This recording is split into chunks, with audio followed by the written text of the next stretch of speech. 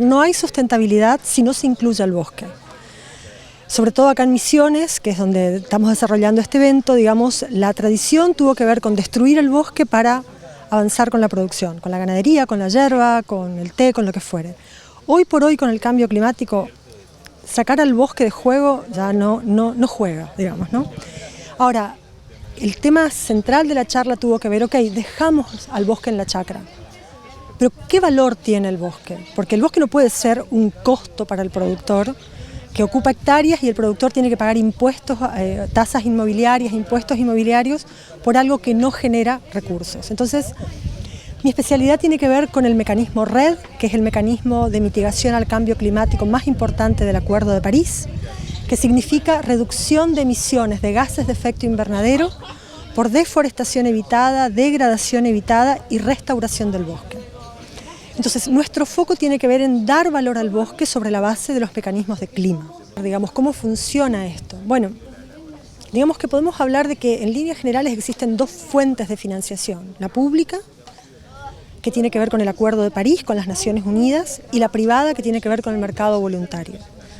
El Acuerdo de París crea un mecanismo de financiación, crea dos mecanismos en realidad, pero uno tiene que ver con lo que se llaman pagos por resultados, que esto es, un país con sus políticas logra reducir la deforestación del bosque y mide ese resultado en CO2, en toneladas de CO2, y tiene un resultado por el que se le paga o se le compensa, ¿no es cierto? Por ejemplo, Argentina midió que entre el 2014 y el 2016, redujo la deforestación en el Chaco en millones de toneladas y por eso le correspondió el año pasado una compensación que vino de las Naciones Unidas, un pago por resultado de $100 millones. Algo que es muy positivo para el país, ese dinero ya está en el país y se va a utilizar para implementar proyectos chiquititos y construir capacidades públicas. Pero ¿qué pasa? $100 millones si dividimos por la cantidad de hectáreas de bosques que hay en Argentina, son 0,00 centavos para el productor una vez. Entonces, no podemos lograr convertir al carbono REDD en una actividad económica, porque es una actividad económica, es almacenamiento de carbono por hectárea, se convierten en productores de almacenamiento de carbono por hectárea. Entonces, está la vía del mercado voluntario, ¿no?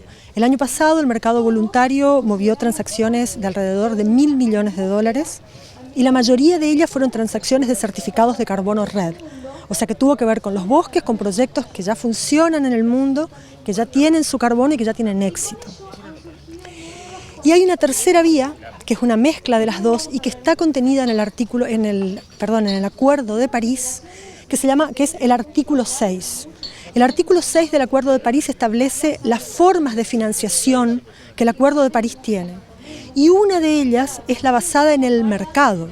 O sea que el Acuerdo de París también contempla una posibilidad que es jugar como si fuera el mercado voluntario, pero en un mercado que se está creando en el marco de las Naciones Unidas.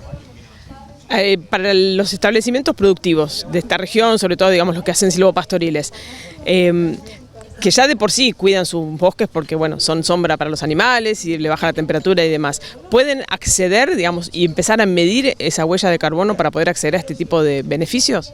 Y lo ideal es que avancen con este tipo de iniciativas, pero son productores. Es como decís vos, la actividad de medición es una actividad productiva, es como ir a plantar la yerba. Ahí lo que vas a hacer es medir cuánto año a año almacena el bosque, los troncos, las ramas, las raíces.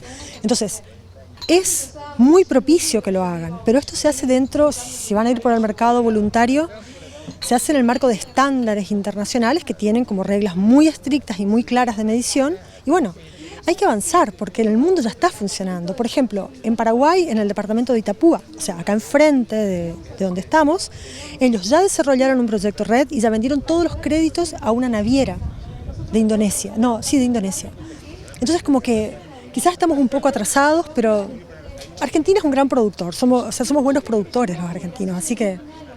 Y mira, el bono es como el resultado de tu producción, o sea... Vos restaurás una hectárea de bosque, la medís, la validás y la certificás. Lo que vos vendés es un certificado. Vos decís, acá tengo 500 toneladas de CO2 almacenadas, entonces eso es lo que se vende. Se le puede vender a una empresa que ya se sabe que va a contaminar y que, digamos, mitiga su contaminación con esa compra. Mitiga su contaminación o quiere contribuir a aumentar sus metas, porque hay empresas, por ejemplo, el sector de la moda es un importantísimo emisor de carbono del mundo. O sea, el sector de la moda emite más que la aviación y los barcos juntos en el mundo. O sea, imagínate.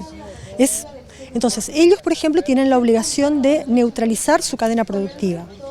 Esa es su obligación. No obstante, ellos están invirtiendo, ampliando sus metas, invirtiendo en proyectos que tienen que ver con bosques. Entonces, como que hay una movida, el mundo está despertando para bien. Eso es lo bueno. O sea, hay una luz.